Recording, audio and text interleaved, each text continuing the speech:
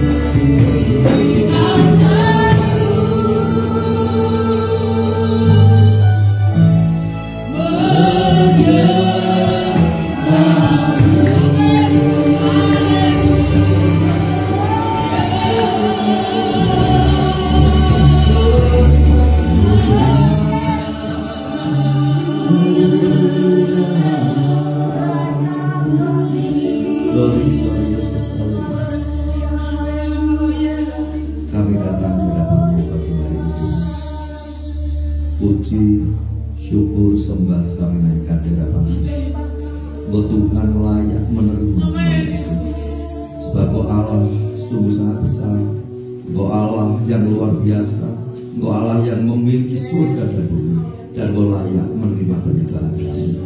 Kami bersyukur atas pertolongan-Mu, kami bersyukur atas penyertaan-Mu sepanjang hari ini. Kami juga bersyukur karena Engkau sudah memelihara kami dengan kekuatan, kesehatan sampai saat ini.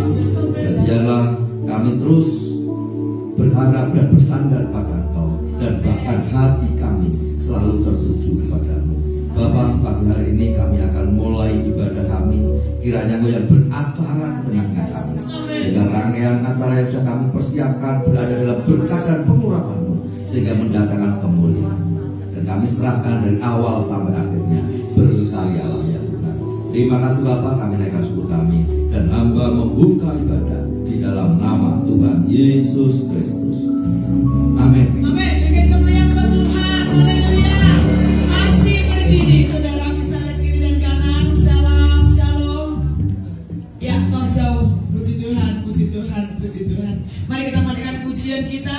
Ku diberi kuasa. Amin. Kita semangat memuji Tuhan. Amin. Siap memuji Tuhan. Amin.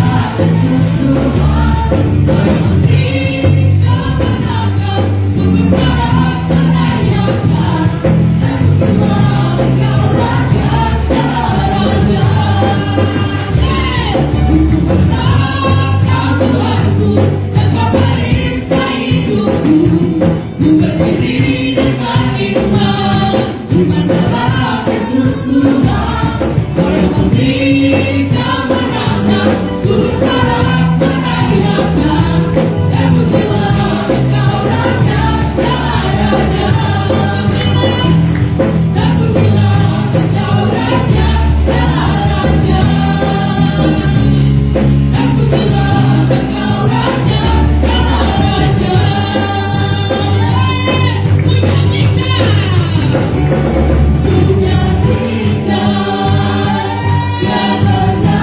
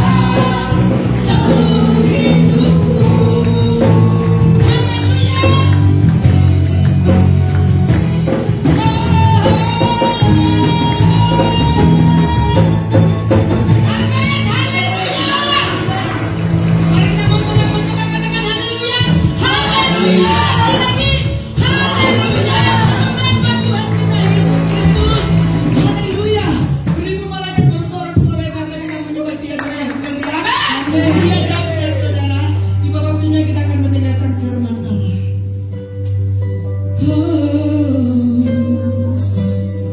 Amin. Terima kasih Tuhan. Terima kasih Tuhan. Ku bawa hidup kami. Boleh taruh tangan di dada, di atas dada kita.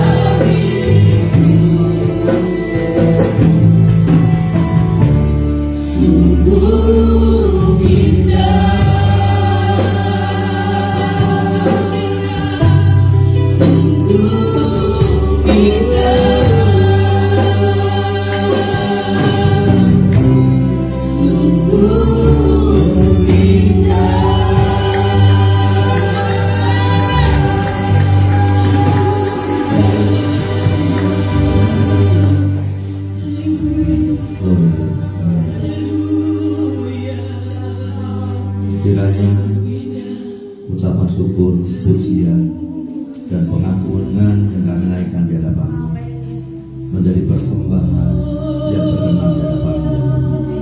Dan tiba saatnya kami akan merenungkan firman-Mu. Pakai hamba-Mu menjadi saluran berkat-Mu. Berkati sidang-Mu yang hadir dan semua pendengar yang hadir, sehingga firman-Mu pagi hari ini boleh mendatangkan kekuatan, penghiburan, dan mengubah sikap hati kami terhadap Engkau, sehingga di kondisi yang seperti sekarang ini kami semakin mengasihi Engkau. Dan kami sambut firman di dalam nama Tuhan Yesus Kristus. Amin. Silakan duduk. Salam sejahtera dalam kasih dan kemurahan Tuhan Yesus Kristus. Kita bersyukur kepada Tuhan hari ini karena sudah mendapatkan kesempatan untuk beribadah. Dan pagi hari ini saya akan menyampaikan firman Allah dari 1 Samuel pasal 7 ayat 12, yaitu Ebenezer atau batu pertolongan. 1 Samuel 7 ayat 12. Saya akan bacakan demikian firman Tuhan. Kemudian Samuel mengambil sebuah batu dan mendirikannya antara Mispa dan Yesana. Ia menamainya Ebenezer. Katanya, sampai di sini Tuhan menolong kita. Ebenezer atau batu pertolongan didirikan oleh Samuel di antara Mispa dan Yesana. Dan batu itu didirikan untuk mengenang pertolongan Tuhan atas Israel, di mana selama 20 tahun dia berada di dalam kekalahan pada saat berperang melawan Filistin. Namun Tuhan memperhatikan dan Tuhan memberikan kemenangan. Untuk mengingat kemenangan itu, maka didirikanlah batu pertolongan, yaitu Ebenezer. Dan saat ini Bapak Ibu dan Saudara kasih dalam Tuhan, kita pun sepertinya sedang berada di dalam peperangan, di mana kita menghadapi pandemi COVID-19 dan sampai sekarang belum selesai, sehingga membuat saya dan saudara atau kita semua harus tetap waspada dalam kondisi sekarang ini. Dan tentunya semua orang dari berbagai kalangan, mereka mengharapkan supaya pandemi ini cepat berlalu. Tetapi rupanya belum bisa diprediksi sampai kapan pandemi ini. Namun yang saya percayai bahwa Tuhan kita adalah Tuhan yang berkuasa, sehingga saya dan saudara tetap berjuang, jangan putus asa, tetap harus percaya diri, terlebih percaya kepada Tuhan. Sehingga di dalam menghadapi pergumulan yang besar ini, maka harapan kita, sandaran kita hanya Tuhan. Dan percayalah bahwa Ebenezer itu akan terjadi. Dan bahkan saat ini kita sudah merasakan kalau selama berminggu-minggu dan berbulan, kita beberapa bulan kita tidak bisa ibadah, namun saat ini kita sudah boleh beribadah, sekalipun segala sesuatunya harus dirubah.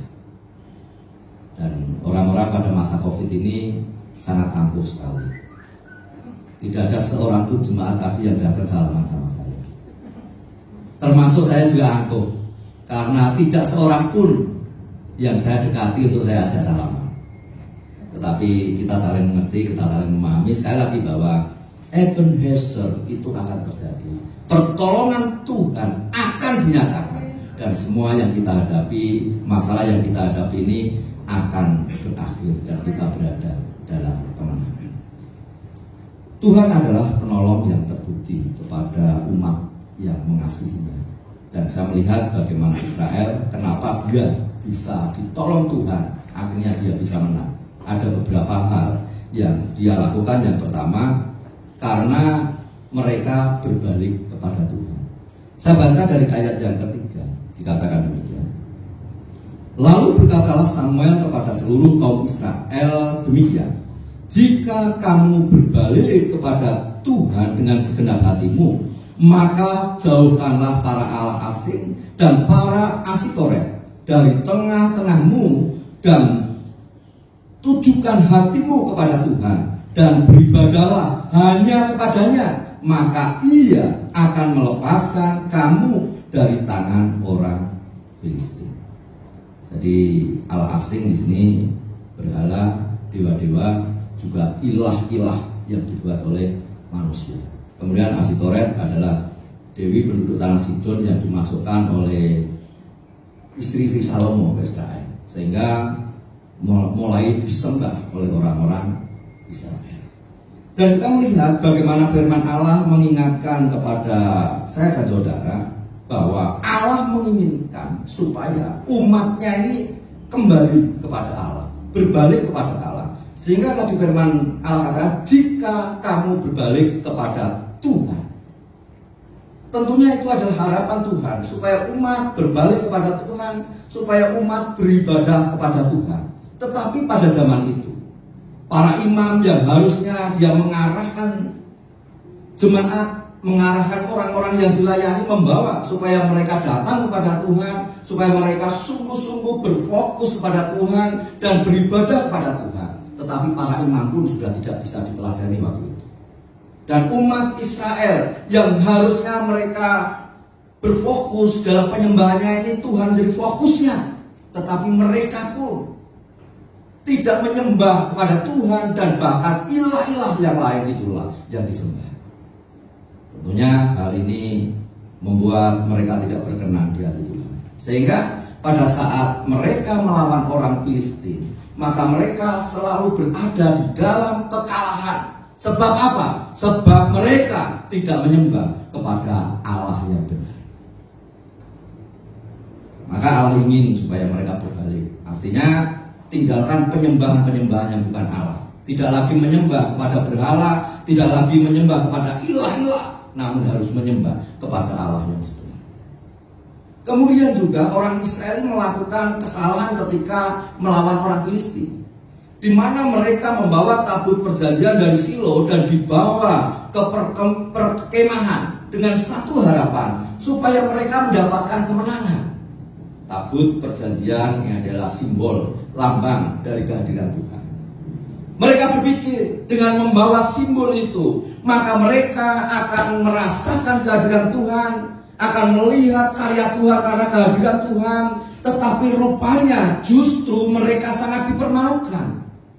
Sebab mereka membawa simbol itu tetapi hatinya jauh dari Tuhan, sehingga tabut perjanjian itu diambil oleh orang Filistin.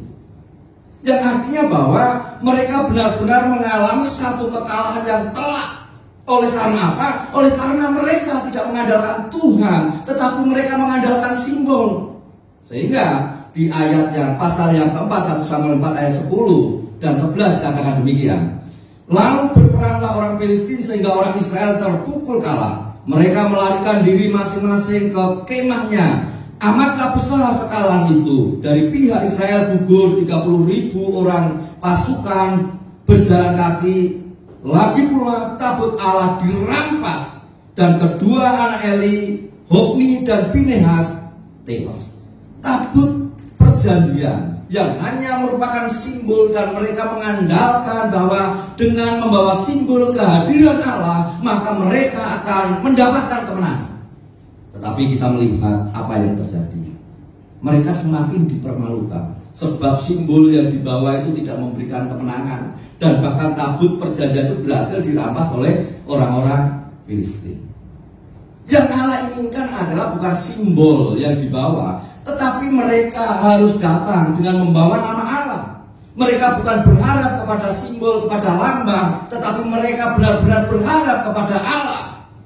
Terkadang kekristenan kita juga terjebak oleh simbol-simbol.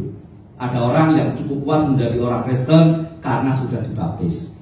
Karena baptisan itu melambangkan pertobatan, dosanya digugurkan dan bangkit sebagai manusia yang baru.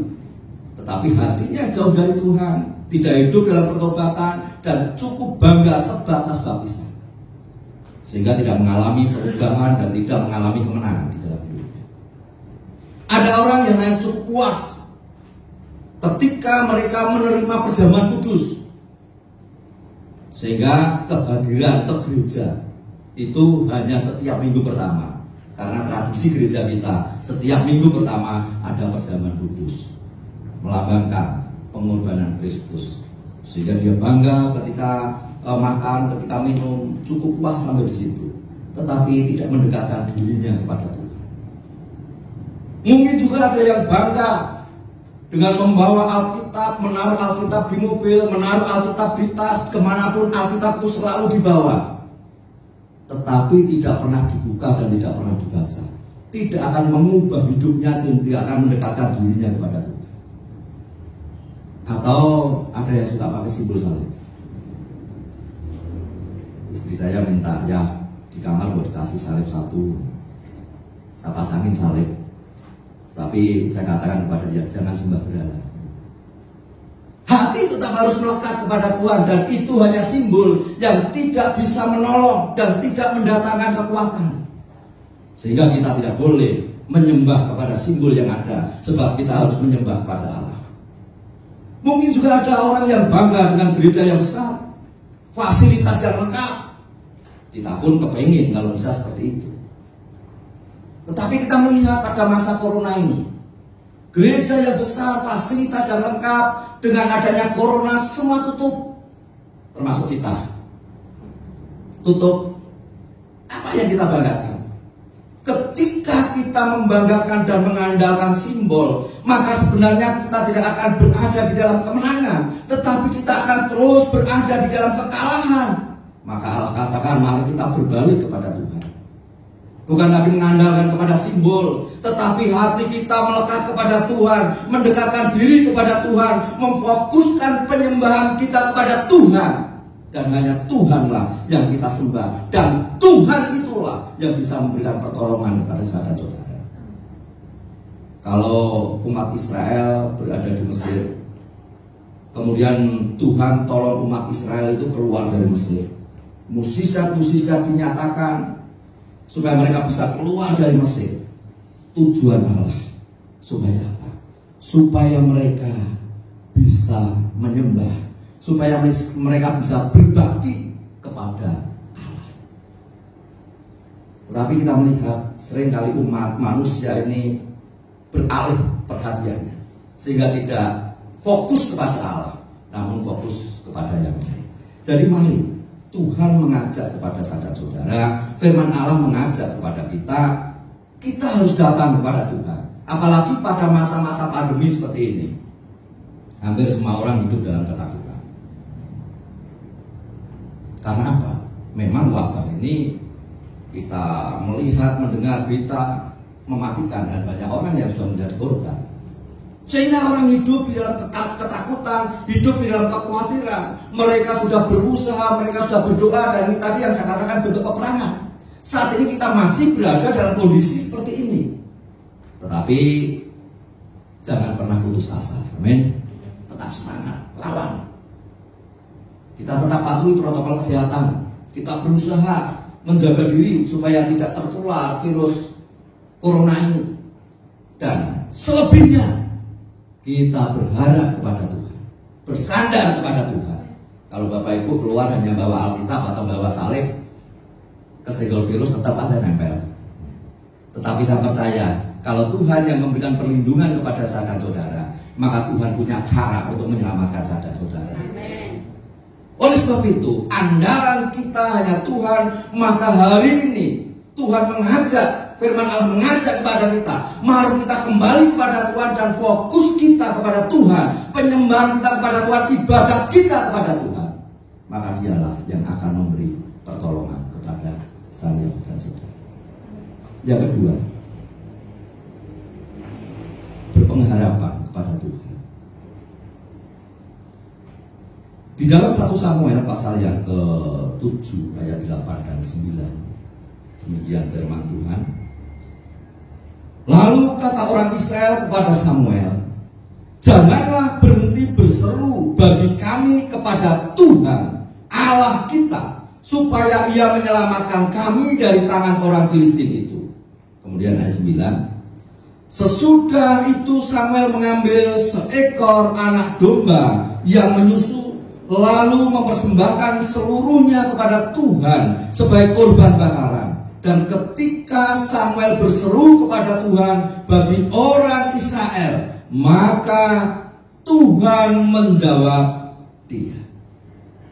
Bapak, Ibu, dan saudara yang dikasihi Tuhan, sepanjang kita masih hidup di bumi, maka disitulah kita harus berjuang. Amin. Tidak ada yang tidak berjuang. Selama kita hidup di bumi, maka terkadang kita menghadapi sukacita, kadang kita juga menghadapi dukacita. Seringkali kita tersenyum, tetapi juga terkadang kita menangis. Dan saat ini banyak orang yang menangis, banyak orang yang bersedih. Mereka harus terus berjuang, mereka harus melanjutkan perjalanan hidupnya, mereka harus tetap berjalan menuju masa depan. Namun masalah sedang dihadapi. Tetapi kita melihat bagaimana firman Allah tadi menyatakan kepada saya dan saudara, ketika firman Allah ini menyatakan bahwa Israel mulai menempatkan Tuhan sebagai pengharapannya. Maka hal itu juga mengingatkan kepada saya dan saudara, supaya Tuhan itu jugalah yang menjadi pengharapan kita. Sehingga umat Israel mengharapkan supaya Samuel sebagai pemimpinnya, maka dia berdoa kepada Tuhan, berharap kepada Tuhan, bersandar kepada Tuhan, supaya umat Israel menang di dalam peperangan dan Filistin dikalahkan. Mereka mulai sadar bahwa ketika mereka hanya mengandalkan kekuatannya, ketika mereka mengandalkan simbol-simbol, semua tidak memberikan pertolongan. Dan mereka sadar bahwa hanya Tuhanlah yang bisa memberikan pertolongan. Sehingga hatinya berbalik kepada Tuhan.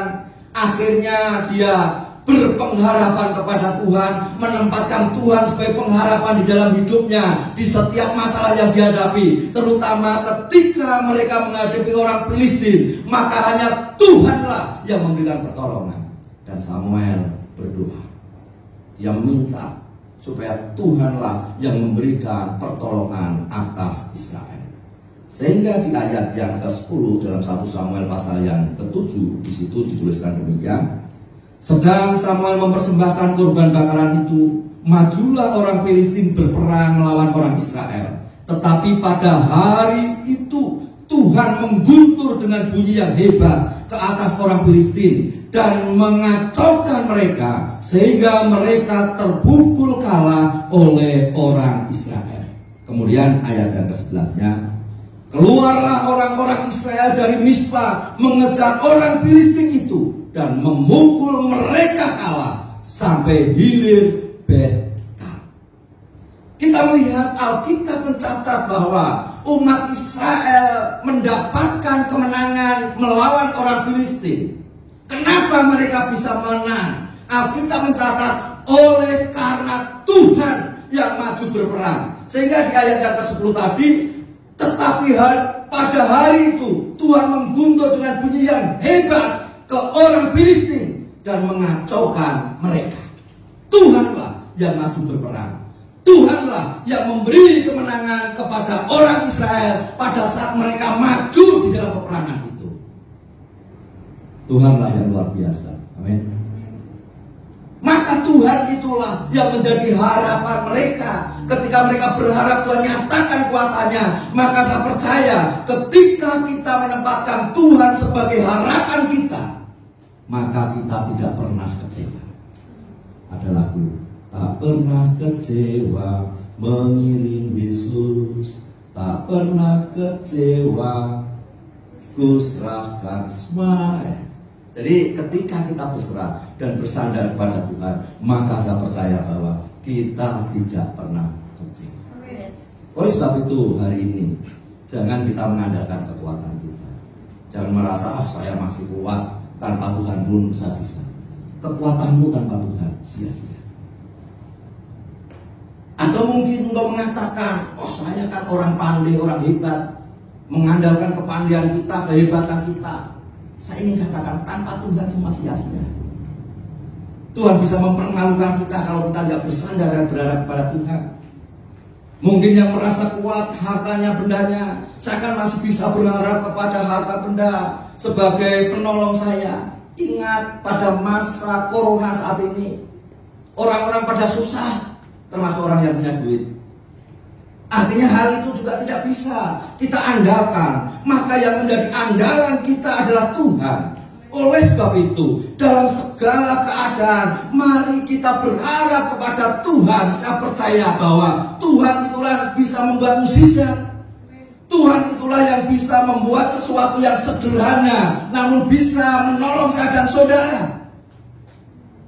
Mana Alkitab menuliskan bagaimana Musa membawa umat Israel keluar dari Mesir. Apa yang dipegang? Hanya tongkat. Hanya tongkat yang ada di tangannya.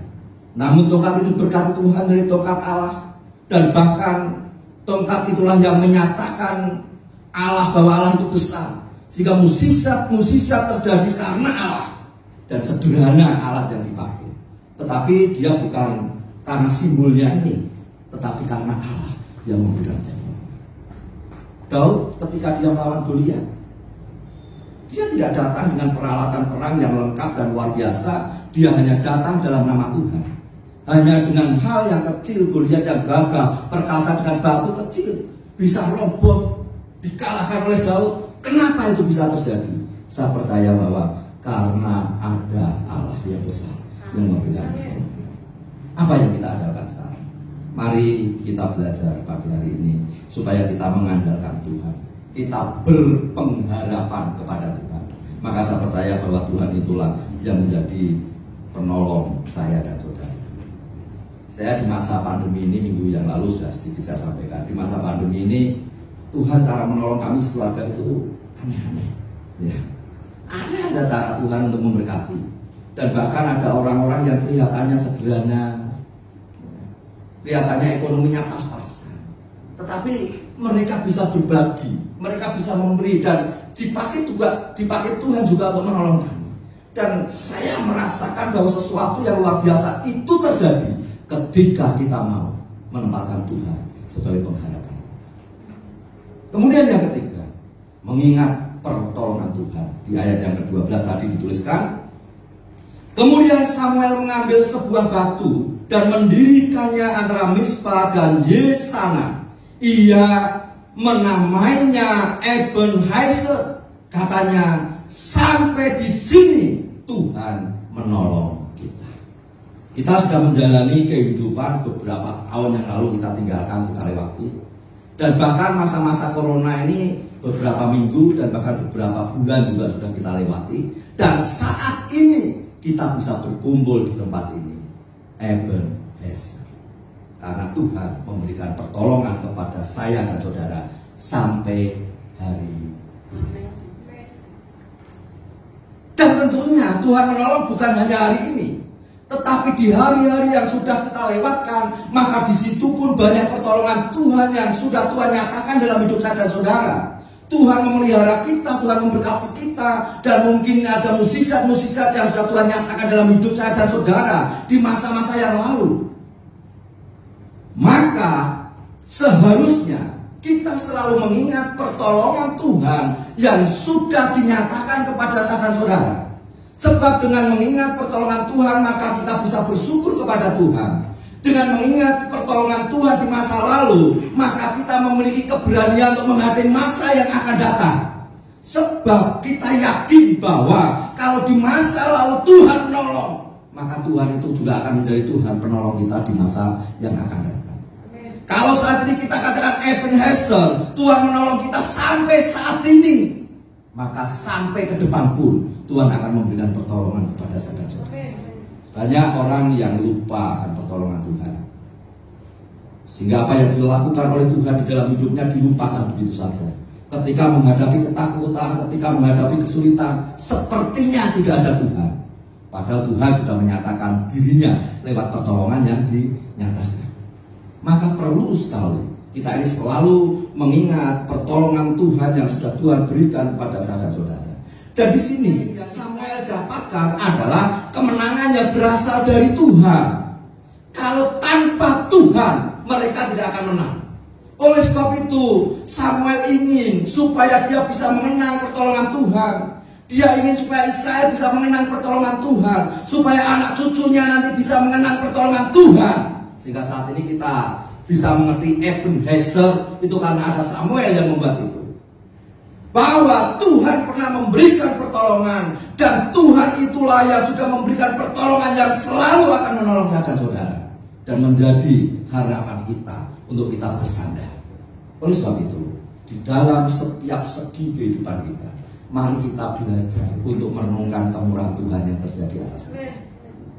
Sehingga kita tidak sombong dengan keberadaan kita, kita tidak sombong dengan diri kita, tetapi kita menyadari bahwa apa yang terjadi di dalam hidup saya dan saudara semua karena Tuhan. Dan kita selalu mengingat karyanya, dan kita selalu mengingat pertolongannya yang luar biasa. Sehingga saya dan saudara pun memiliki keberanian untuk terus berjalan menghadapi masa depan.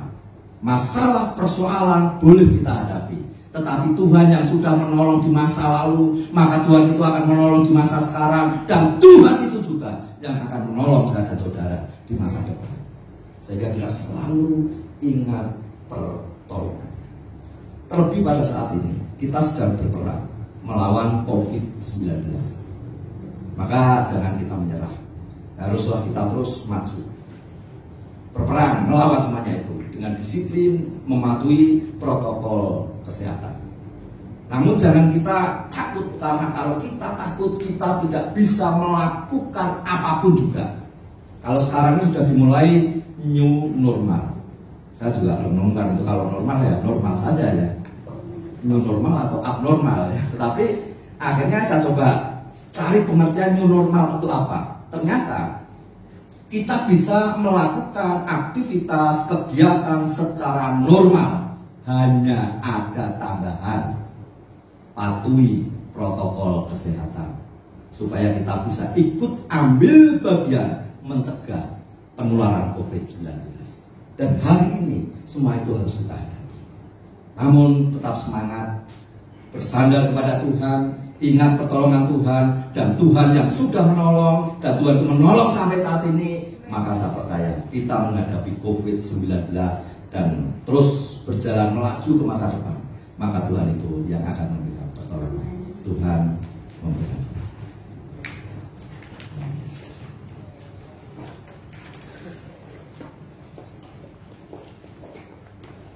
Mari kita bersyukur di hadapan Tuhan. Biarlah Ebenezer itu selalu terjadi dalam hidup saya. Hari-hari yang selalu kita lewati, maka kita selalu bisa mengatakan Ebenezer, bantu pertolongan. Tuhan menolong sampai di sini. Besok kita lewati lagi, Tuhan menolong sampai di sini, dan sampai akhir hidup kita Tuhan tidak pernah berhenti untuk memberikan pertolongan. Tuhan, Engkau aja bagiku. Glory Yesus. Amin. Yesus.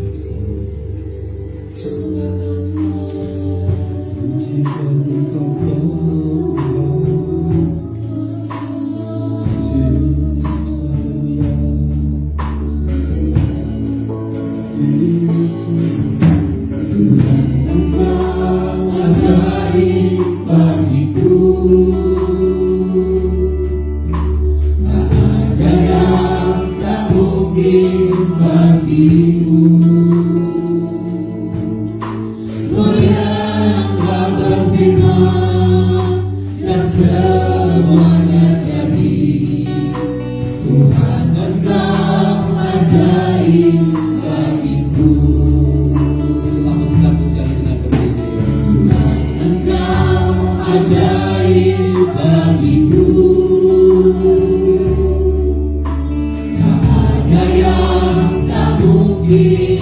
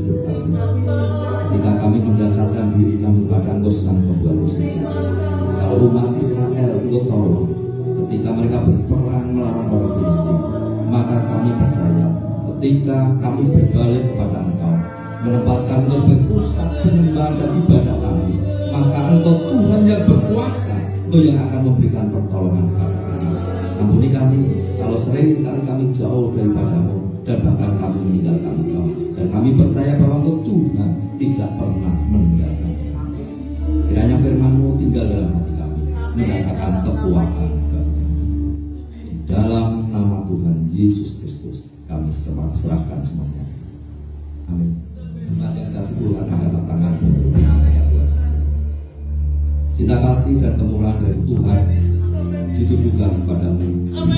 Berkatilah rumah tangga, berkatilah pernikahan, berkati keturunan, berkatilah pekerjaan dan usaha.